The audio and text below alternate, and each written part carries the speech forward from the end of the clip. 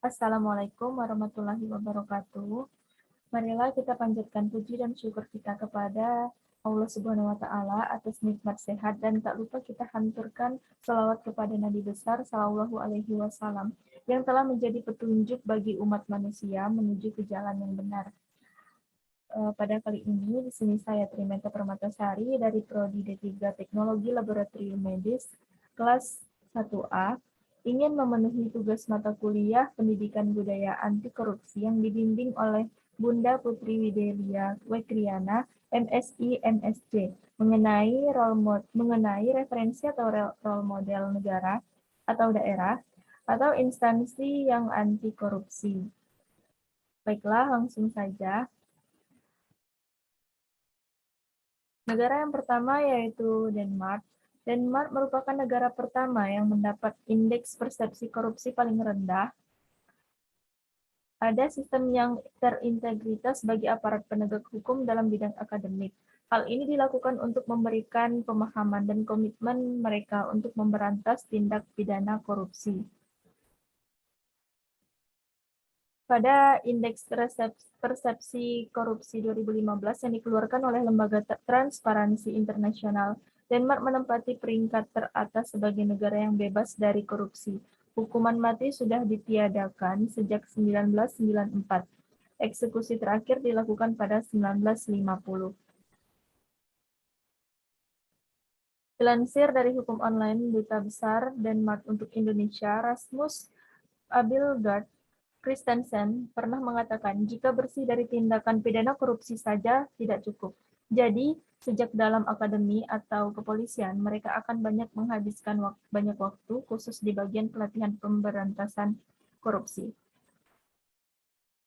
Selain komitmen yang kuat dalam pemberantasan korupsi, pemerintahan terus berupaya untuk bersikap transparan terhadap publik. Bahkan Parlemen Denmark tak akan memberikan hak imunitas bagi anggota dewannya yang terlibat dalam kasus korupsi atau pelanggaran pidana lainnya. Yang kedua, Selandia Baru. Selandia Baru merupakan negara kecil di tenggara benua Australia yang menduduki peringkat kedua paling bersih dalam mengentaskan korupsi. Selandia Baru punya caranya tersendiri dalam membasmi tikus-tikus koruptor yang menggerogoti keuangan negaranya. Ada juga undang-undang yang secara langsung ditujukan untuk korupsi karena kejahatan terorganisir dan berdasar pada tindak pencucian uang, penyuapan, dan pengedaran obat-obat terlarang. Orang atau pihak yang terbukti menerima suap dan kejahatan yang berkenaan dengan hal ini akan dikenai sanksi penjara minimal 14 tahun. Di negara Kiwi, meski tak ada hukuman mati bagi koruptor atau sudah dihapus sejak 1961, namun hukuman sosial jauh lebih manjur. Tekanan publik bisa membuat pejabat mundur. Bahkan untuk perkara yang dianggap sangat sepele, polisi bisa turun tangan untuk melakukan investigasi. Selain itu, ada organisasi independen berbadan hukum yang khusus menangani dan mengekspos korupsi polisi bila ada kasus.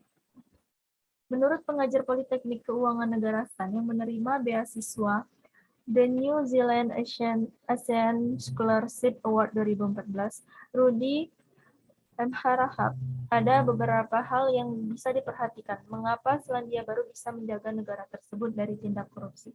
Pertama adalah karena negara itu menganut Islam parlementer. Keuntungannya, kebijakan nasional bisa dirumuskan melalui perdebatan politik langsung di parlemen antara menteri yang memimpin kementerian atau lembaga berhadapan langsung dengan polisi dari partai oposisi, kata Rudy dalam tulisannya yang dimuat detik.com. Yang ketiga, ada Finlandia.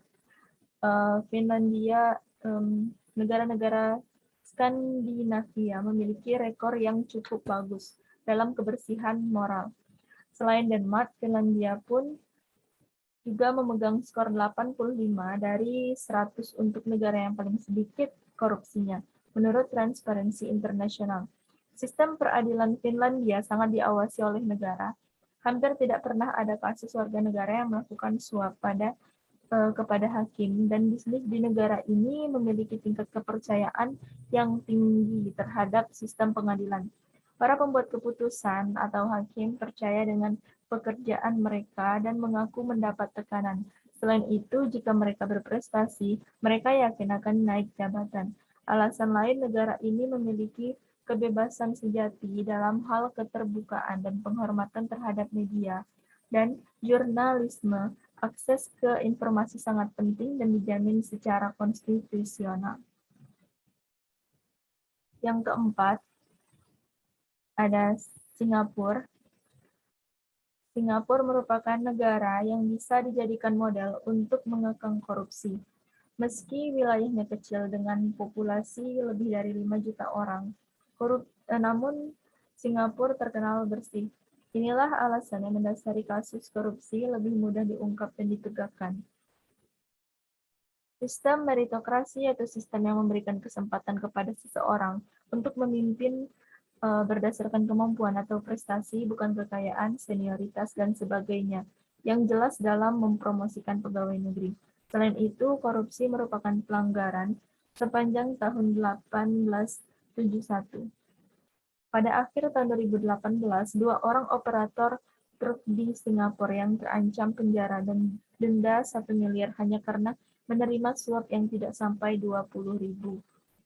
Korupsi bukan cuma perkara nominal, itulah prinsip yang diterapkan pemerintah Singapura untuk memberantas para koruptor di sana. Yang terakhir ada Kanada, yaitu sistem pengadilan di Kanada bersih dan efisien. Polisi di sana termasuk yang paling handal yang pernah ada di seluruh dunia. Tetapi korupsi kecil masih terjadi di Kanada. Begitu pula suap. Access to Information Act sayangnya masih sangat tidak kompeten, namun pemerintah telah menyelidiki lebih lanjut dan mencari cara agar transparansi di seluruh negara dapat lebih dicapai. Dan juga pada tahun 2006, Kanada meluncurkan Undang-Undang Perlindungan Pegawai Negeri atau Public Servants Disclosure Protection Act yang memberi mereka akses untuk mengekspos kesalahan dalam pemerintahan dan menceritakan kesaksian mereka. Baiklah, itu saja yang dapat saya sampaikan. Lebih dan kurang saya mohon maaf, kepada Tuhan saya mohon ampun. Wabillahi taufiq wal hidayah. Wassalamualaikum warahmatullahi wabarakatuh.